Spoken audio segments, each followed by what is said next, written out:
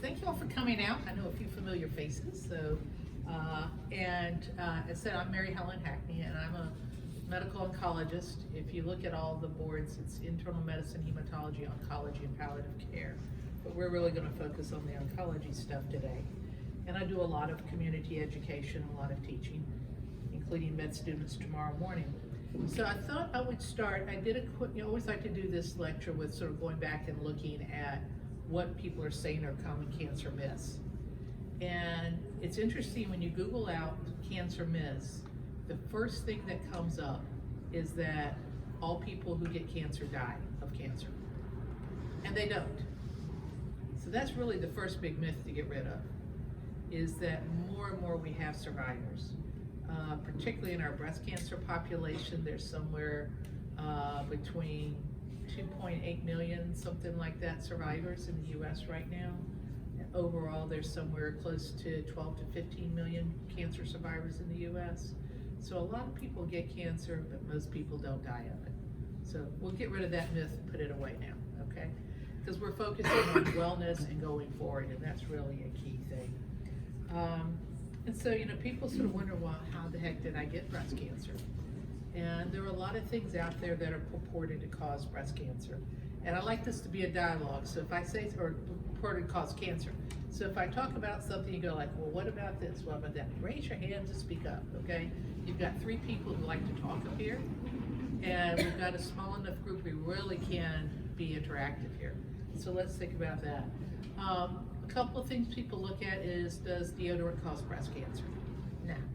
I mean, that comes up time and time again. There were 2 really good studies out of Great Britain, and they said that no, deodorant does not cause breast cancer. And so that's good to know, because most of us like to smell better and would prefer not to be too sweaty in certain situations. So along that same line, people always worry about undergarments. Okay, do tighty whities cause, testicular cancer? Do tight bras or underwire bras cause breast cancer? The answer is no and no and no. And so you can wear whatever kind of undergarment is good for you. Now, some people have certain types of breast surgery that their plastic surgeon may say no underwire. But for the most part, it's what feels good and what works well for you. With guys, things too tight in their Netherlands, the key is they may lose some of their fertility, but it doesn't make them have more cancer. The other thing people are worried about, and this is coming up right now, is about breast implants. There has been a lot over the past year about something called textured breast implants, usually used for augmentation, but used some in breast reconstruction. And that there's a very small risk of developing a type of lymphoma called anaplastic angiolymphoma. It's incredibly rare. And it may the theory is that it happens to disruption of the blood vessels around the implant. And so people were like, oh my gosh, I need to get my implants out. So the question is do you have to rush to get your implants out? No. That's the first answer. The second answer is talk with your plastic surgeon, or many people have a little card that they carry that says what kind of implants they have, whether it's augments or rebuilds, and it'll tell you what kind you have, and you can go on a website and find out which ones have been called high risk and check to see if yours fits that or not. Most of the plastic surgeons are not using those implants anymore. When the first information came out a few years ago that this might be something going on, they started going away from them. But then it's talk to your plastic surgeon, find out if you can relax. Let's talk to your plastic surgeon, do you really need to get rebuilt, take them out or not? The majority of people are saying don't take them out unless you are due to get them taken out. Things are shifting, or not quite like they used to be. But it's not nearly as big a risk as the press would make it sound like. So I really want to get that one out of there.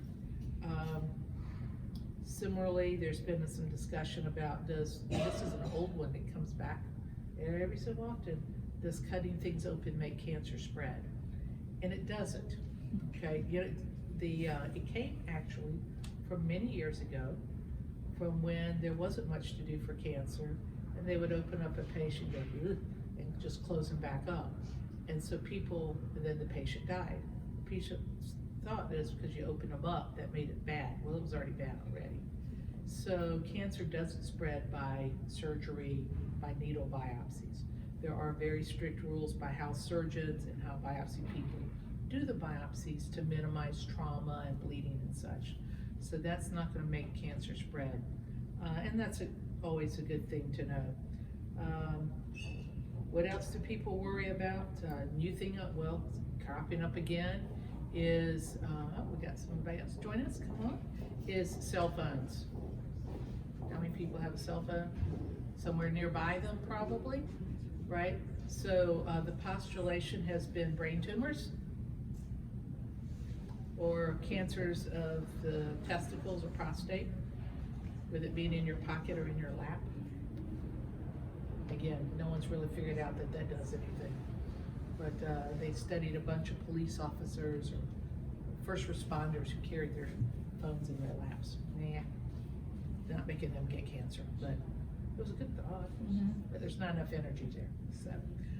So we do look at, especially almost, does anybody not have a cell phone in here? No, there's one person, okay. Yay, good for you. It's probably better for your eyes and better for your health that you don't have one. So, other things, and let's see, that one's going to go to Allie. I was going to take care of that one.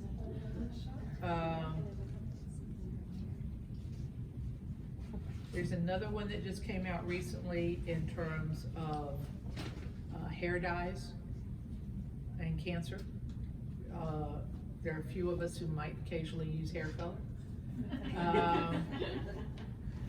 Yeah, it's out there. There was a dye, there was a combination of dyes way back in the 30s and 40s that made for the really dark hair, and they did see some carcinogenic properties in that.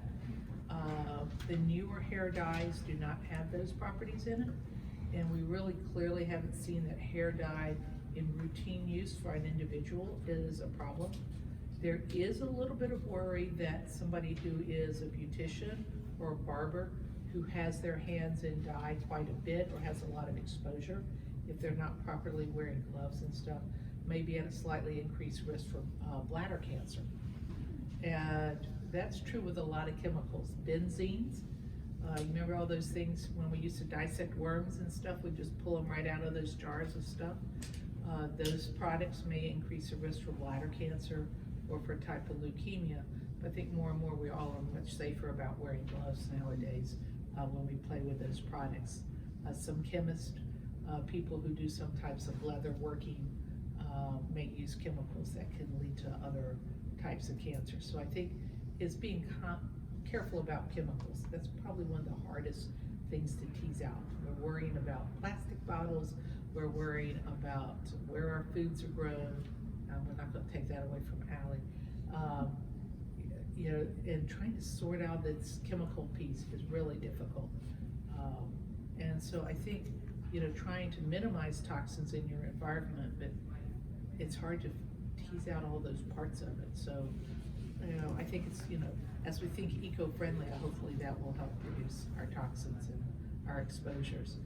Most of these toxins are more likely to cause things like problems with your bone marrow, myelodysplasia, your bone marrow fails, or as I said earlier, bladder cancer is one of the common toxin for some types of toxins.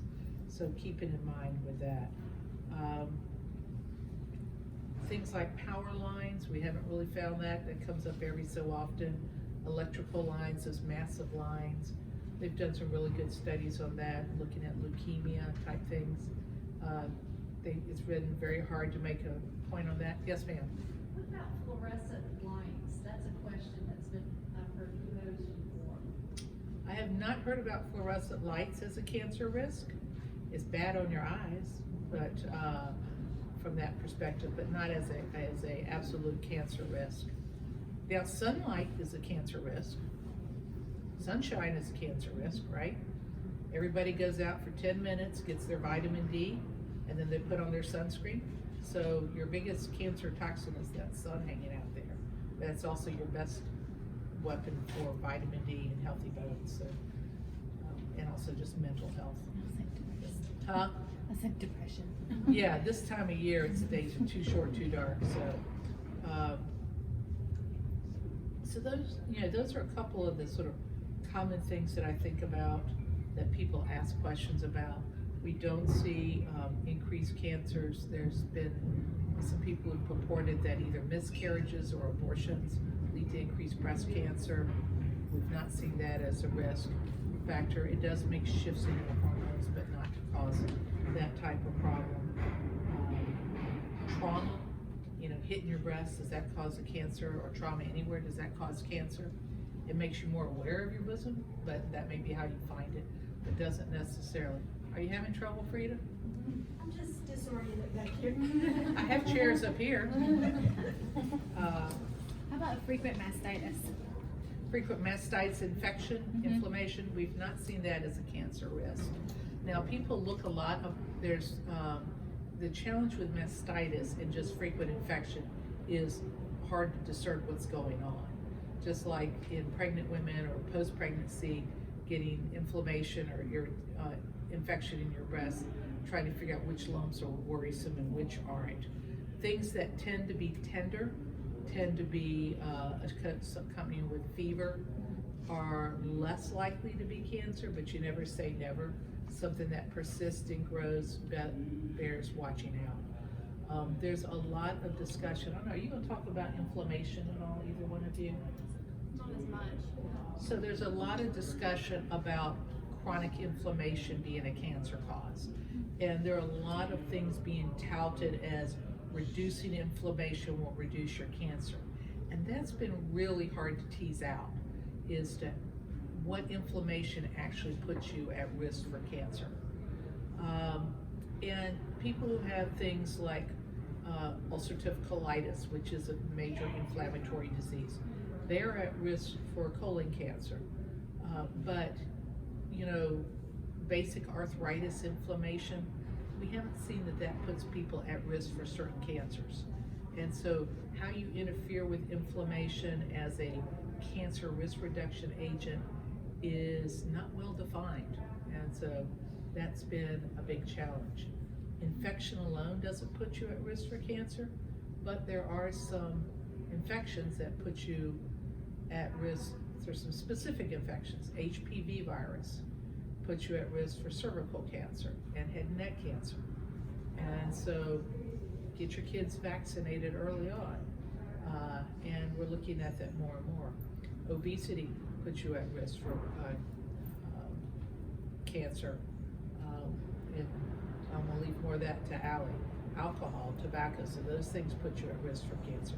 Those have really been clear, defined things, because chronic inflammation cloud is just sort of this like, oh, let's reduce inflammation. I'm going like, how and why, So it makes you feel better, but can't tell you what it does in the long run.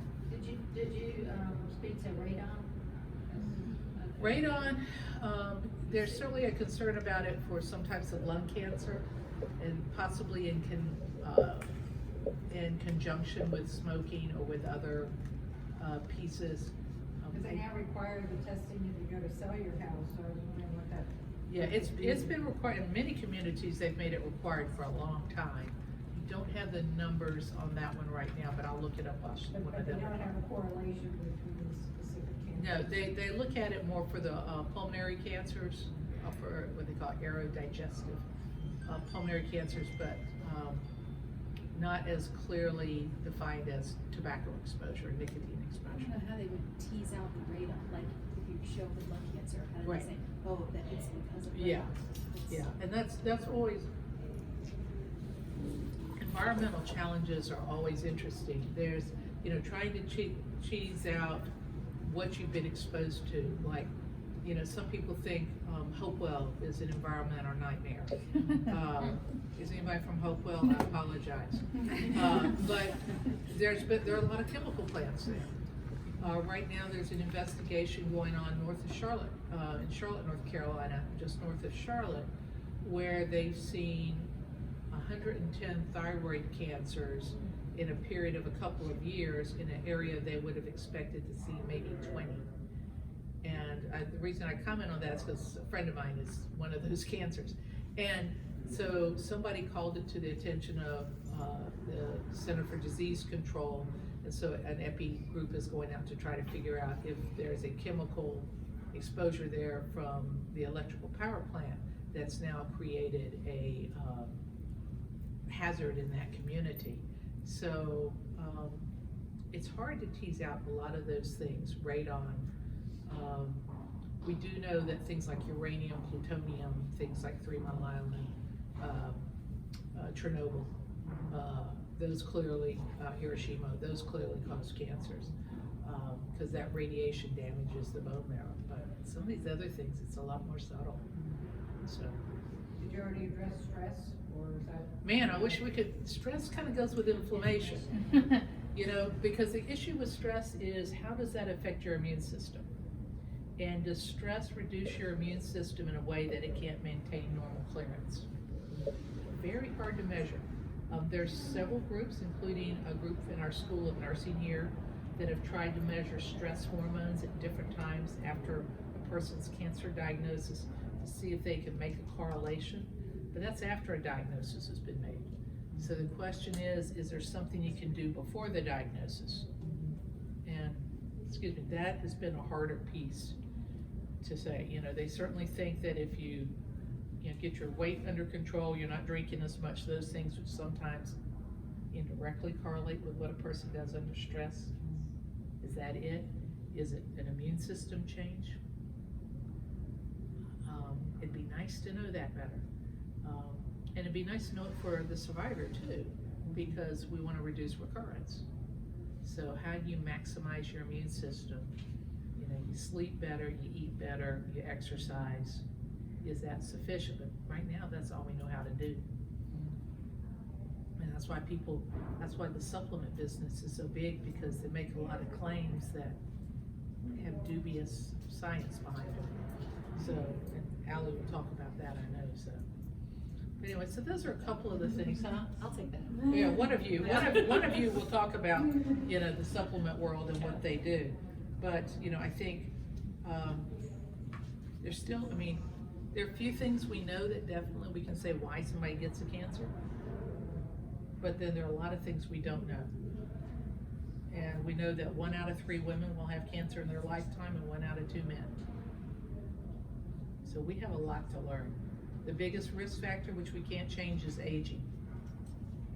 So as we get older, our bodies don't repair. When you don't repair, you're more likely to have cells that grow that aren't acting normally.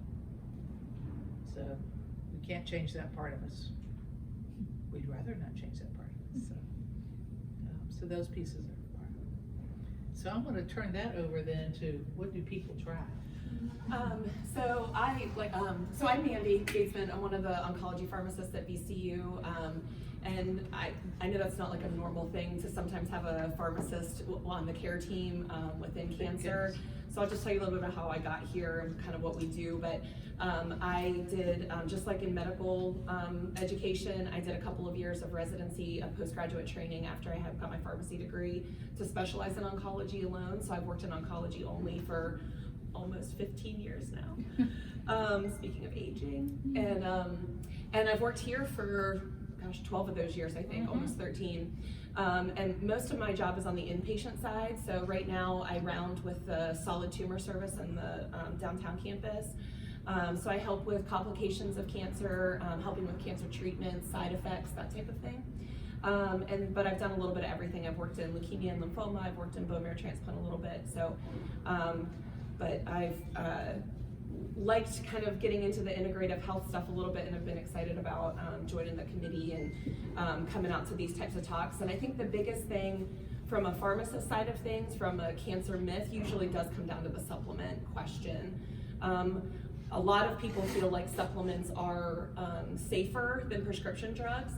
And I think that's probably the biggest myth, that is absolutely not true.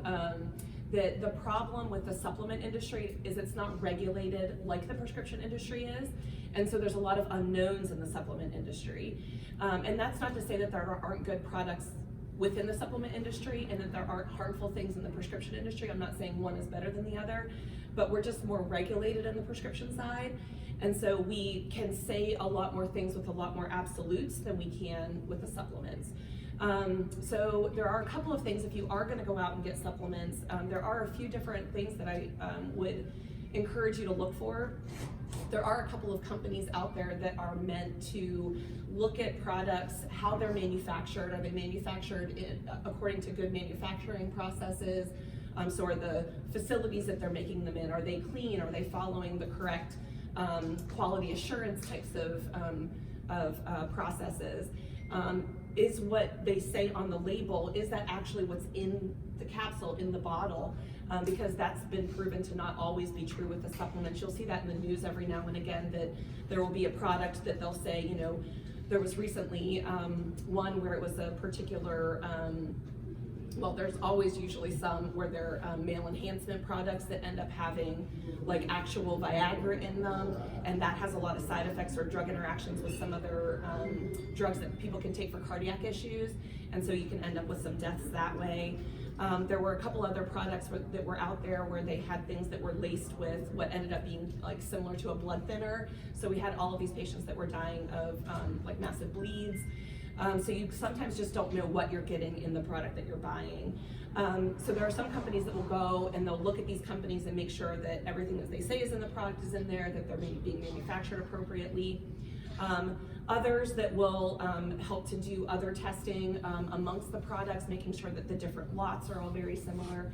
So if you're looking for supplements, look for something with a consumer lab certification, a National Sanitation Foundation or NSF certification, or USP, the United States Pharmacopoeia. Those are three companies that will look at those products and say that, like, we have looked at these and we feel like these are the safest of the products that are out there. So those particular ones, if you can find those, but I'll tell you that those aren't very common, that they're a smaller percentage of what's available out there on the market, but those would be the ones that I would look for.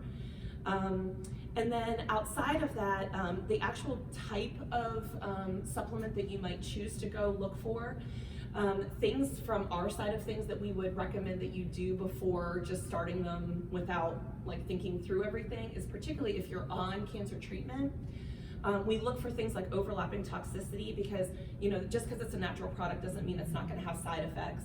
And some of those side effects can be similar to the side effects that you might be experiencing from your cancer treatment. So it might increase your bleeding risk, and your cancer treatment might make your platelets low that puts you at risk for bleeding. So those things we would be concerned about.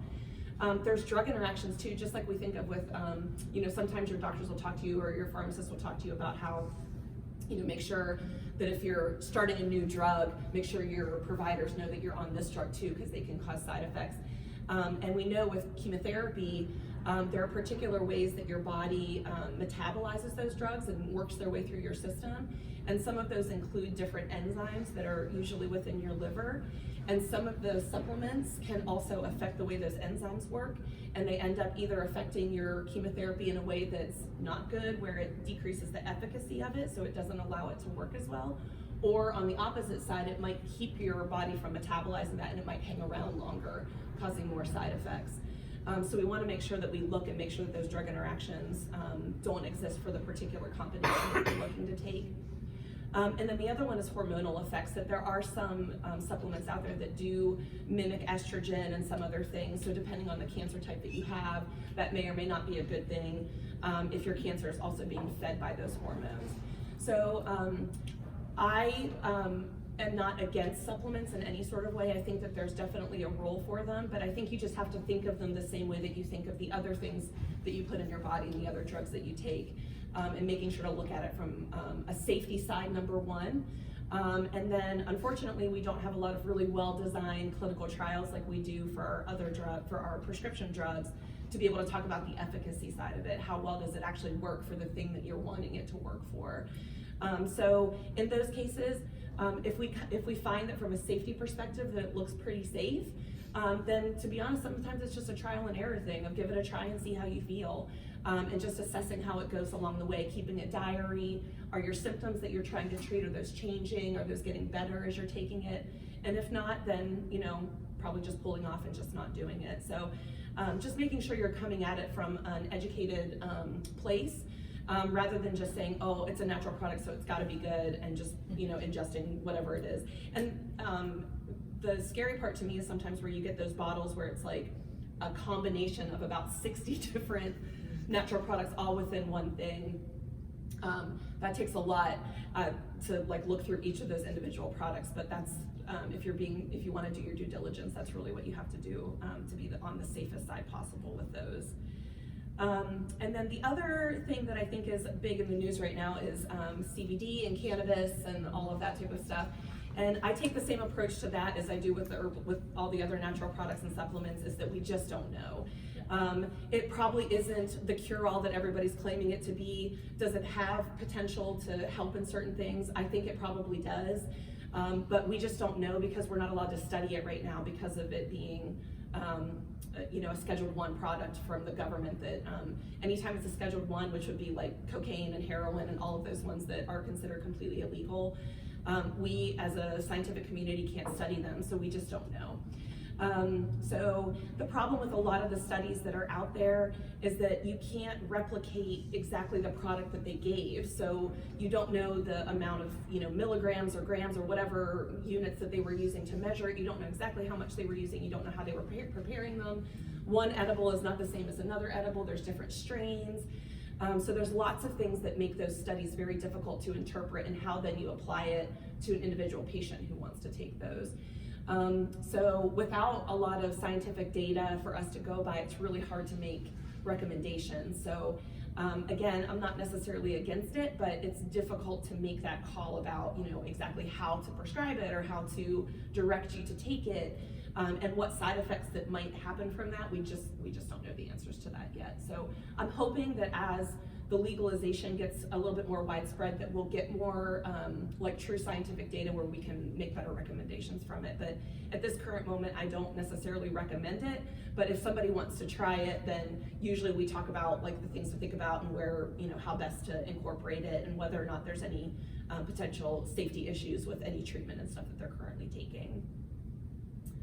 I think that's the big stuff that I have. Yeah, so I'll go ahead. Well, I was just gonna ask about 2 specific supplements or over the counter, Airborne and Biotin. Yeah, so Airborne is like a combination with like vitamin C and like some different stuff like that. And most of those vitamin ones, I don't necessarily have as big of an issue with on the vitamin side of things. It's more when you talk about like the herbals of like turmeric and ginkgo and garlic and stuff like that, where things get a little more, black cohosh, where you have to ask a little bit more questions. So typically the Airborne stuff I don't usually have an issue with, and a lot of that is a little bit more, they're produced on a larger scale, so it's a little bit more on the safety side of things, a little bit better, but not always. But that kind of stuff, I usually don't have an issue with. It's usually when we're talking about turmeric and some of those other stuff that you can get into some of those drug interactions and stuff. Yeah. What is your thought on essential oils? So again, I don't, it's again, just not a well-studied thing. If you're using them topically in a safe, like diluted type of way, it's probably fine. Diffusing in the air, it's probably not going to be that big of an issue. If you start to talk about ingesting things, that's where we just don't have a whole lot of information either.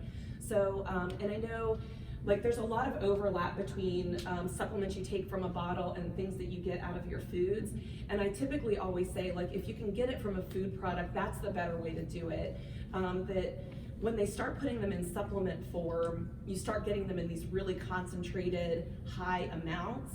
And that's where you can run into a lot of issues. If you're taking garlic through your food, you're not going to likely get to that point where it has those drug interactions and it has some of those side effects that we might worry about. And I kind of feel that same way a little bit about essential oils, that oftentimes they're a very concentrated type of thing. And so we just oftentimes don't know how that is, once it's ingested, is going to go into the body. But like I said, topically, as long as you're doing it like, in a diluted way, like with the grapeseed oil and stuff, so that it's a little bit more diluted, so you're not hopefully worried about topical side effects where it can like irritate your skin and stuff like that. They're probably okay, but again, there's just you know, scientifically, we just don't have a lot of data to grasp onto to give you like really concrete answers. Well, one thing I would add too with a lot of supplements, I'm sorry, Dr. No, go is ahead.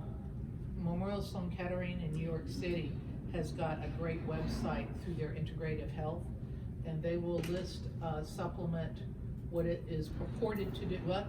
They have an app. Yeah. Oh, and they have an app Free too. app. Yeah. Yeah, they have an app or their website, either way. Yeah. So list the supplement, list what it's purported to do, and then list some of the concerns about it. Example that I always like to bring up is turmeric has an adverse interaction with doxorubicin and idarubicin, the anthracycline chemotherapies. So people who are getting those for breast or ovarian or lymphoma should not be on supplemental turmeric. If they're getting it in their routine Indian food, fine, but they should not be taking turmeric capsules. And so it's a great website, open to anybody to, you know, if you're going like, well, I want to do this and not, so to take a look at that.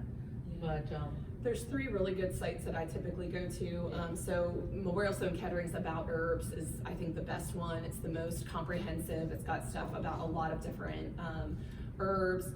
They break it down. There's a patient section and a healthcare professional section. So depending on how much you really want to dive into the data and stuff, you can go to one or the other. It talks about like the proposed mechanism of action, potential side effects, things it might interact with, what it might be used for, the data behind it. It'll go into a data summary too. So it's super helpful. If you get it as an app, it's only available on the Apple operating systems. It is not available on Android at the current moment. The other one is it's Herblist. It's the National Center for Complementary and Integrative Health, NCCIH. It is on Android and Apple platforms.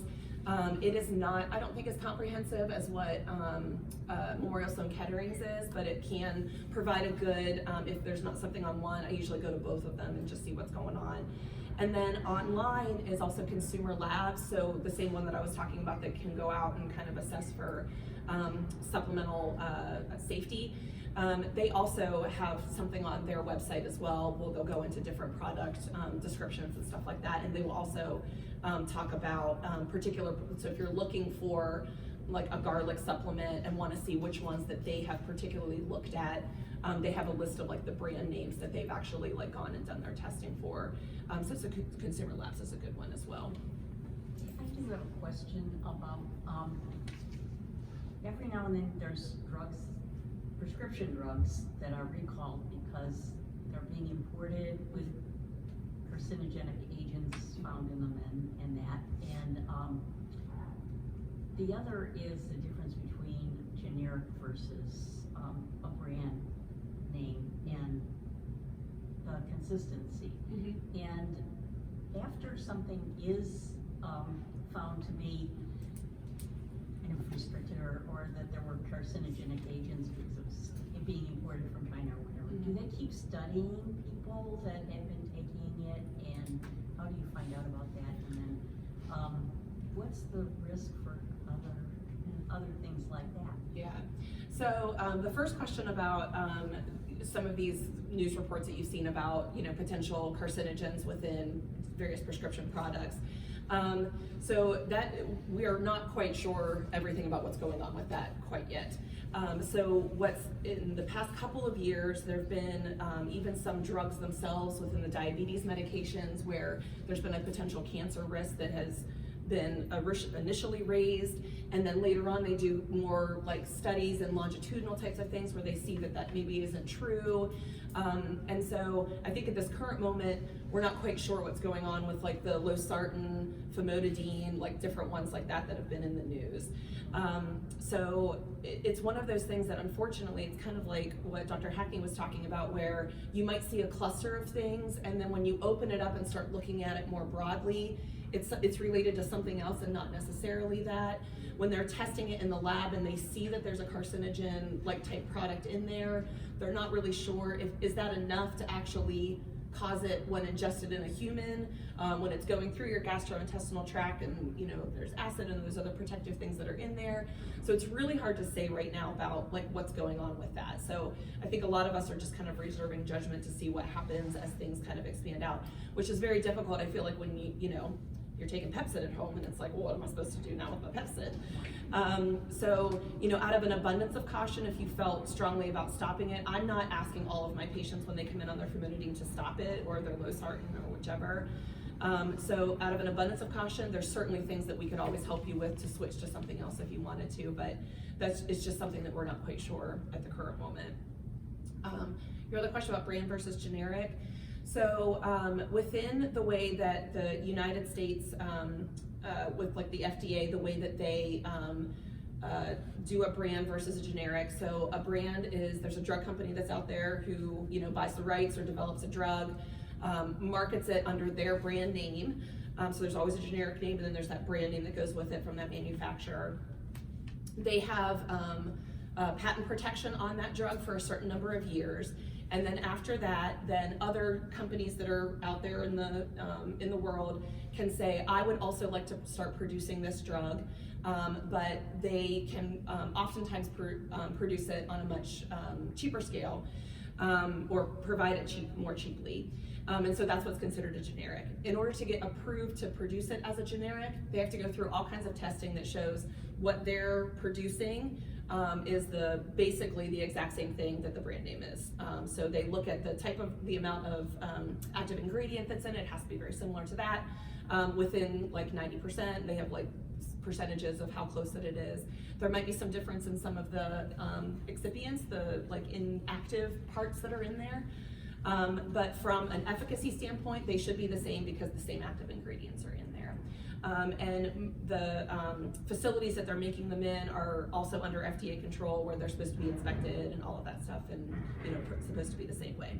So from our side of things, on the medical profession side, we consider generics and brands to be equivalent, and would recommend most of the time to do the generic ones if it's cheaper. It's from a general resource utilization. We like it when things are a little bit cheaper, and go with that. The one thing I will mention is the thing of biosimilars. I don't know if you guys are all like on the lingo of biosimilars. So when you talk about a biological product, so these are like these big molecules, like your rituximabs and your pembrolizumabs and Keytrudas and all of these big molecules that they are made a little bit different than what a like blood pressure medication would be made. They're considered, they're oftentimes made from like an animal source, like they'll take like mouse proteins, or they'll like immunize a mouse, and then they'll take these cells and they'll draw them up in a lab and all this stuff. And so it's a much more complex process to make these. And so when they're trying to decide, when the FDA is trying to decide whether this next drug that they're making to replicate this is the same, they can't do it the same as they do a brand and a generic with a normal medication, with a like a non-biologic medication. So they have to figure out other ways to say, is this generic to this biologic the same? And so there's a different process for that. So they might not look the same structurally, but enough of the active parts of that structure look the same, that they'll do some testing and stuff to make sure from a clinical side of things that it works the same in the body and all of that kind of stuff. So that's a very new kind of process that we're just like now getting into with all of these biosimilars. That's a little bit of a different process, but from all of the literature that I've read, and I'm comfortable with biosimilars. I feel like the testing that they do is very thorough, that I feel comfortable with using with the uptake of biosimilars at this moment. Yes? We have a great resource on biosimilars in the Lindenthal Resource Center downtown. If anybody's ever downtown, you want to stop by there and pick up, I think it's from the National Cancer Institute, NCI, and it's a really good, it really explains it nicely. Awesome, yeah. And then imports. So the importation of drugs. Yeah, that's a controversial thing, because a lot of our manufacturing, just in general, which also includes pharmaceuticals, has been sent overseas. And so technically the FDA has jurisdiction over those as well for, like inspecting them and all of that. But we do know that they're not inspected as frequently as probably what we as consumers would like them to be. But unfortunately, there's very little that we can do about that. Yeah, I mean, I've read stories too about, you know, different plants and stuff that they visited that just seem, it's not what you would want, where you want your drugs to come. So unfortunately, there's not a whole lot that we can do about where they come from. But at this current moment, that's just kind of how things are set up in our current structure. Great questions. Yes. I'm gonna turn it over to Allie now as we get to the last. No, you're fine, and I'm probably gonna touch base on a couple things that both of these ladies talked about as well.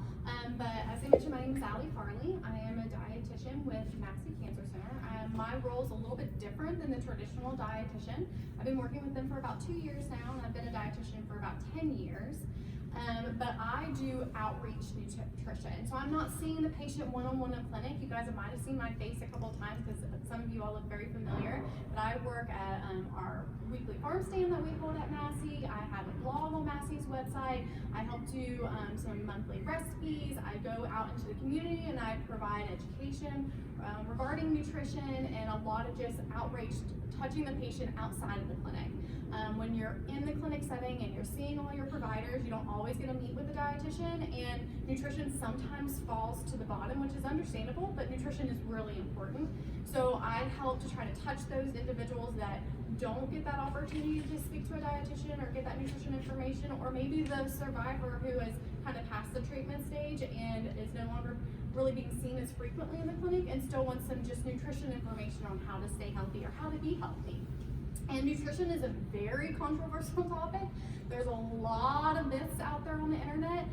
When I first started working at Massey, I learned a whole lot about the myths more than just anything, because people were asking me a lot of questions that I had to research myself. So I've learned from a lot of our patients and from doing my own research. I always like to start out with kind of really addressing some 5 key things I like to follow. First, there's no single food that can cause cancer, or no single food that can cure cancer. So if you see something out there that says blueberries are the cure to cancer, that is not true. We'll touch on sugar, but there isn't one food out there that causes cancer itself. Another thing I like to mention is it's combinations of food that we consume that can really put us into a healthy state, or make our quote-unquote diet healthier for us and make our lifestyles a little bit healthier. So it's a combination of different foods. And as Mandy just addressed, you know, our body prefers to get nutrients in food form, not pill form. Our body actually utilizes the food source better than the pill source. And as they both said, the pills typically have a lot larger amount of that individual nutrient than what we're getting from our food. So we use that a lot better. And you don't have to be perfect. Eating needs to be enjoyable. I don't want you to feel like you have to go out there and try to say, I have to avoid this, I have to avoid that. Pay attention to the things that you should have, not really the things that you should avoid. I like to tell people, concentrate on an 80-20 rule. Nourish your body with really good food sources 80% of the time. Nourish your soul. If you need something sweet, or there's something out there that isn't considered to be the most healthiest food for us, nourish your soul 20% of the time. It's okay to have other foods in moderation and understanding what portion control is. I think the question that I get asked the most is the sugar. Does sugar feed cancer? Well, currently there are no studies that identify that sugar feeds cancer. Does it indirectly perhaps play a role? We do know that there are 10 cancers out there that are connected to obesity. We also know that obesity is typically related to a diet high in fat, calories, and normally added sugars. So can sugar play a role in that aspect indirectly? Possibly, but sugar itself does not cause cancer. There's a lot of diets out there that are telling us that we should restrict sugars or restrict carbohydrates. There are 2 types of sugars that we can get in our diet. There are those added sugars, or those simple sugars, the white sugar that you're adding to your coffees or your teas, or you're adding to your desserts and your baked goods. And then there's your more complex sugars, which are typically found in our fruits, vegetables, whole grains, and our low-fat dairy or dairy products. those types of sugars, those more complex sugars, are okay in our body. We need carbohydrates. Our bodies need carbohydrates for energy. If we're not getting a source of carbohydrates for energy, our bodies use other nutrients, such as protein, for example, to produce energy, which can then lead to muscle wasting. Now, do we need those in moderation? Absolutely. We shouldn't just indulge in those types of carbohydrates, but understanding that fruits, vegetables, whole grains, all of those are okay. We don't have to be super strict. I know there's a lot of questions about the ketogenic diet. I get that question a lot because a lot of people lose weight on it quick. The traditional ketogenic diet actually recommends only 5% of your calories to come from carbohydrates. So that's a really, really, really low amount of carbohydrates. If you're looking at a 2,000 calorie diet, which is what you're typically seeing on a nutrition label, 5% of that's only going to be about 100 grams or 20, you're looking at 100 grams, around 25 calories of carbohydrates. So if you're looking at it in that aspect and you want a visual, for example, an apple is like 25 grams of carbohydrates. That's 4 apples. So that's a really small amount of carbohydrates. And like I mentioned, it's okay to have them. Just be aware of what added sugars are and what our more complex sugars are that are good for us. Which then kind of leads in, well, then what about artificial sweeteners? Should I consume artificial sweeteners? I know there was a lot of research out there in the beginning, or a lot of statements, let me say, out there in the beginning saying that artificial sweeteners cause cancer. Well, there's currently no studies that say artificial sweeteners cause cancer. Are artificial sweeteners okay for us? I think they're okay in moderation. I don't think you should indulge in them. And if you need something sweet every now and then, artificial sweeteners are okay. Keep in mind that artificial sweeteners, though, are 10 times sweeter in taste than the white added sugar. So you don't need as much of the artificial sweetener when you're consuming something sweet. And then there's more what you call our natural sugars, like honey and agave. So sugar is sugar. You're still going to get calories from it, so don't feel like you can overindulge in that either. There's actually more calories in a teaspoon of honey and a teaspoon of agave than there is in just the regular added white sugar. I think there's 16 calories in a teaspoon of white sugar, 22 in honey, and 20 in agave. But again, honey and agave are much sweeter than your added sugar, so you don't need as much of those. So using those in place of recipes or to add to your tea or things like that, it's okay, but just keep in mind, again, moderation is key. Another topic I feel like I get asked about frequently is soy. Is soy safe? Well, soy got a really bad rep. If you research soy on the internet and you research related to breast cancer, there's all these statements out there that soy has estrogen in it, and we know that increased amounts of estrogen can be harmful for certain types of cancer, specifically breast cancer. Well, soy has a compound in it known as isoflavones. These isoflavones are phytoestrogens.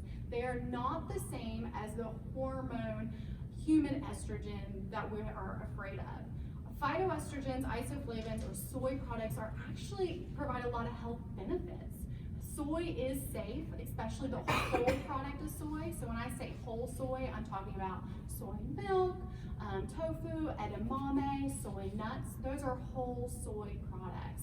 When you're going to the grocery store, you might find some processed soy products, such as soy crumbles. When you're looking at the nutrition label and looking at the ingredients, you want to look for whole soy. You might see partially hydrogenated soy or partial soy. Not that those are harmful for us, but it doesn't provide the whole product. It's all about getting the whole food source to get the best health benefits out of that product. So pay attention to those. The recommended serving for soy is about 1 to 2 servings a day. You get 7 grams of protein from soy and about 25 milligrams of isoflavone per serving when we're talking about soy products. So don't be afraid of soy. It is great, not only for, it not only provides health benefits for those who may have had cancer or going through cancer treatment, but it's also good for cardiovascular disease and diabetes as well. So don't be afraid of soy. The next one is, should I consume only organic fruits and vegetables? Well, it's real expensive, so if you want to go do that and you have the money, by all means, go right ahead. But it's not absolutely needed. So there's a difference between organic and non-organic, or our conventionally grown produce. So what it is our organic produce has a limit or a restriction and a monitored amount of chemicals that are used on our products. Our conventional products typically use a lot of these chemicals. If you're one that would like to consume less of those chemicals, you can buy organic, that's fine. There's no study out there that says organic is better for us. There's no study that says organic is more nutriently better for us. There's no studies out there that say those chemicals that we're using on the non-organic or the conventionally grown products are harming us at this time. There is a wonderful group known as the Environmental Workers Group. They have an app as well on both Apple and Android, and you can look them up online. They come out with a list each year known as the Clean 15 and the Dirty Dozen. I'm seeing some shaking of heads, so you guys have probably heard of some of these. And what this group does is they go through and they look at a lot of the produce, and they determine which ones have the least amount of chemicals, so our Clean 15, and those non-organically grown produce that have the most amount of chemicals. I get how it's worded, Dirty Dozen, but it's the dirty ones that have the most amount. So you'll find that a lot of our Clean 15 are ones with a lot of thick skins, and I think typically on the Dirty Dozen, the top two are normally strawberries and spinach. But don't stress about that. If it's a cost thing, it's okay to buy non-organic. Clean your fruits and vegetables with water. You don't have to use all these special soaps and cleaners and things like that. Just cleaning them with water is perfectly fine. And also don't feel like you always have to buy fresh. Frozen and canned, if you have to, is okay. Being aware that if you're buying canned fruits or vegetables, that the cans don't have added salt to them, you can rinse them off as well. If it's fruit, make sure they're in their natural juices, not in any added sugars or added fruit juices. If it's frozen, it doesn't have a lot of added seasonings or sugar. A lot of time the frozen fruits and vegetables even have a little bit better nutrient content than those that are being shipped all the way over from California and you find in the grocery store, because they're frozen immediately. So they keep their nutrient content a little bit better. So don't be afraid to buy frozen or canned if you need to. I typically in our houses we'll buy as much fresh, and then I'll also buy canned and I'll buy frozen, and I'll start with the fresh and I'll just make my way through till I get all the way through. So those are okay to purchase items that way. So don't feel like you always have to buy organic, I guess is my key on that one. And then is plant-based really what's best? And what is plant-based? So we currently know that there are a lot of different quote-unquote diets out there, and a lot of quotes on what is a healthy diet for us, or what diet can really prevent, cure, or play a big role in cancer. So we know right now that a plant diet from studies is what is considered to be best. And this plant diet is full of fruits, vegetables, whole grains, lean meat, animal meat protein if you would like, but you don't need to, and then plant-based protein. So what I like to tell people to concentrate on is when you're wanting to eat more plant-based, you look at your plate and you want to fill half and or 2/3 of your plate full of your plant-based fruits and vegetables. A quarter of your plate is going to be protein. Try to always choose one meal as a plant-based protein. If you'd like to choose animal-based protein, that's fine. Try to choose more of your lean options and lean away from more of your red meat or high-fat meat options. And think about what is a portion size of meat. A portion size of meat is about a deck of cards, or about the size of your palm of your hand, about 3 to 4 ounces. So it's just a quarter of that plate, yeah. And then the other quarter of your plate is going to be your whole grains. So choose 100% whole grains and make that the other quarter of your plate. Now when I say all this, you notice that I didn't mention dairy. And dairy has kind of been a controversial topic too with cancer patients. Should I consume cow's milk dairy, or should I do more of the plant-based dairy? Honestly, I think it's a preference of your own on what you prefer. Recommendations are about 3 servings of dairy a day. I typically tend to lean more towards, if you're not needing a lot of high calories and high protein at the time, I'd lean more towards the low-fat dairy options. Dairy provides a good source of vitamin D, calcium, and as well as other great vitamins and minerals. But soy milk, almond milk, cashew, coconut, and rice are okay. Soy milk actually, it has the most similar complex when you're looking at the nutrition information to cow's milk, so it has very similar amount of protein as well as vitamin D and calcium. So when you're looking at that, that's something to keep in mind. But those are all important things to pay attention to. And then when I mentioned that cancer diet, I get a lot of questions about diets like the alkaline diet. I mentioned the ketogenic diet. I've had questions about nightshade vegetables, and then a lot of other diets that I've never heard of, nor can I remember. But I think it's important to keep in mind that as long as we stay close to that plant-based is important. That alkaline diet, if you've heard of it, the goal of the alkaline diet is to keep your pH level to a certain amount. A lot of people, or a lot of information has been put out on the internet, let me word it that way, that states that if we eat more foods that are high or less, if we eat less foods that are acidic and more alkaline foods, then we'll level our pH levels out to a good level to keep our bodies from becoming inflamed or cause cancer. However, if that was true, the amount of people that consume the traditional American diet in the hospitals would be insane. Because a lot of people would be in the hospital because nobody really follows the acidity and alkaline type food items. Most of those foods that are considered to be acidic are going to be more of your high fat type foods. And then a lot of the alkaline foods are plant-based. So if you want to consume more alkaline type foods, that's perfectly fine. If you want to buy alkaline water, it's okay. You're just spending a lot of money. You're spending a lot of money and you're making really expensive tea in my mind. But it's okay, and if it makes you feel better, then by all means, do it. It's perfectly fine. Yeah, our kidneys and lungs are designed to correct our pH. Yes. So no matter what you put in, your kidneys and lungs are going to recorrect your pH Right. to what your body's supposed to be appropriate. Right. So there may be something at a microenvironment level that may make a difference, but you can't do it with diet. No. And so, And all these Kidneys, studies have yeah. been done on animal. No human studies have really been done on this. Yeah. It's all been animal studies. So there's no good research or evidence behind any of that. So and don't- $10 a bottle for alkaline water, really, there's Yeah. many more things you can do. Lots of other. You can buy fresh produce. Yeah, buy some apples. Yeah, absolutely. So concentrate more on that. But I guess my go-to with most everything is I want to say that moderation is key. Carbohydrates, yes. Fats are okay. Our healthy fats specifically are great. And that you should boost your diet with a lot of phytochemicals, which are found in a lot of plant-based foods, to boost your immunity as well. So don't be afraid of those types of foods. Can you say the plate again? 25%, 10%? Yeah, no, so again? what you want to pay attention to is your plate, and at least half and or 2/3 of your plate, 2/3 or more of your plate should be at least fruits, vegetables, non-starchy vegetables, and fruit. And then 1/4 of your plate should be that protein, and then 1/4 of your plate should be whole grains, yeah. And when I'm talking about a plate too, you have to pay attention to what size your plate is, because a lot of times when you're going to a restaurant, you get platters, not plates.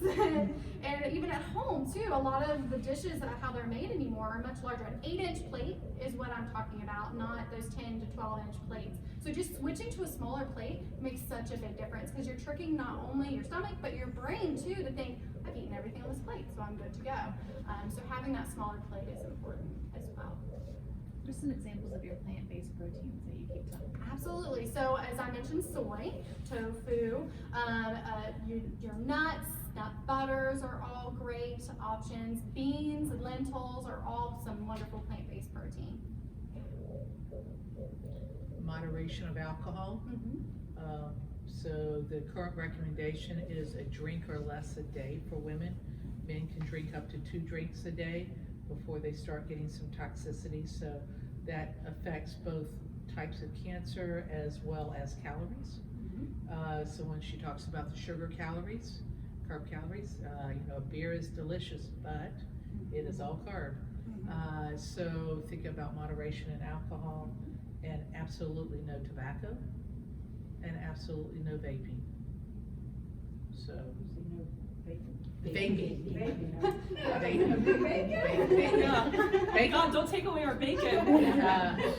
Yeah, somebody bought us bacon donuts the other day. What did we say about those 1 drinks a day to 4 on Friday? Yeah. And again, when you look at alcohol, and if you go out on a cruise, you're gonna drink a little bit more, but again, it's a global moderation, and I think Ally makes a great case for that, is, the best diet is, the same healthy diet we recommend for a heart patient, for a cancer patient, for any of us in general, is not so much of anything, but a little bit of everything. And being sure you tie some exercise into that. Because increasingly we know that if we, have more exercise in our bodies, we're gonna have better control of our blood sugars, better control of our weight. The current recommendation for that is 30 minutes of activity a day. That means moving. That doesn't mean just what you get on your step counter. That means some directed moving. And so when you tie those together, that's the healthiest place you can put your body. So. Any other questions? I just want to add another comment about soy. Some of you may have men or people you know who have prostate cancer. The soy question comes up with the prostate cancer guys too. And it is certainly safe for a gentleman with prostate cancer to eat soy. But you will see that as some of the extreme diets for men with prostate cancer of, say, avoid soy because of the estrogenic effect or the hormonal based effect of it. So it's certainly safe to do. So we tend to, I see all women, so we tend to sort of go towards women's cancers, but many women have a guy nearby or someone they love we have to think about prostates, and it's a very common cancer in men, but soy does not increase that. I think the other thing I would add to what is, there are all these new things out there like Impossible meats and burgers and things. the Beyond Burgers. Look at those labels. I'm a little bit of a clean eater. I'm not totally clean eater, but if there are 15 different things in there making the product, and most of them are things you can't pronounce, That's a wonderful then I have to wonder about, we're worrying about supplements and what we're putting in our bodies.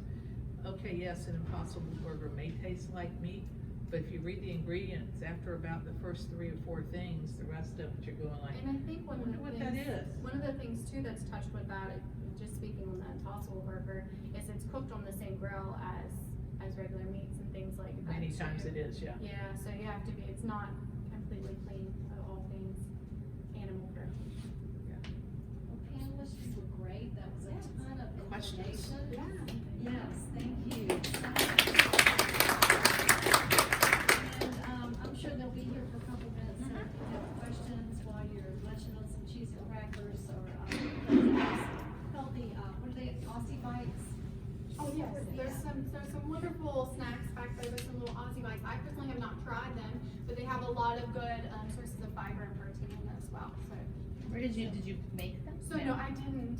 You I didn't? made them for you guys. I know. She maybe- just had a baby I 3 should- months like ago. Oh my goodness. She actually I'm came back sorry. to work after 6 weeks. Wow. You can So- get them at Costco. Yes, I put them in Costco. Okay. Yeah. So Very they're- yummy. Yeah. So Sam will see what you think. All right, thank you.